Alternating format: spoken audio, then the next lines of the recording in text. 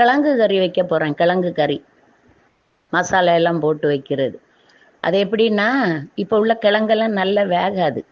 அதனால் நம்ம குக்கரில் தான் வேக வைக்கணும். நம்ம ஊர்லன்னா அப்படி வேகும், இந்த ஊரில் வேகாது. அதுக்கு என்ன செய்யணும்னா, உப்பு போட்டு மஞ்சப்பொடி போட்டு நல்லா குக்கரில் 4-5 விசில் விட்டுறணும். விட்டுட்டு நல்லா வெந்துடும். 5-6 விசில் விடணும். விட்டுட்டு வடிச்சிடணும்.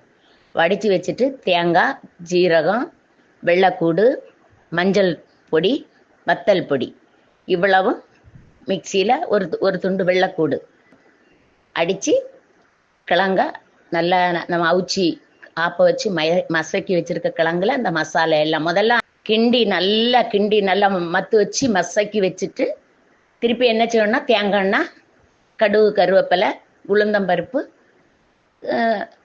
காஞ்ச மிளகு வேணும்னா வத்தல் மிளகு கொஞ்சம் பிச்சு போட்டுக்கலாம். எல்லாம் போட்டு தாளித்து அதில் ஊற்றிட்டு, உங்களுக்கு புளி சிலவங்க ஊற்றுவாங்க, ஆனால் புளி ஊற்றாமலும் வைக்கலாம். ஆனால் லேசாக புளி ஊற்றிக்கிடலாம். ரொம்ப டேஸ்ட்டாக இருக்கும். அப்படி ஒரு தடவை வச்சு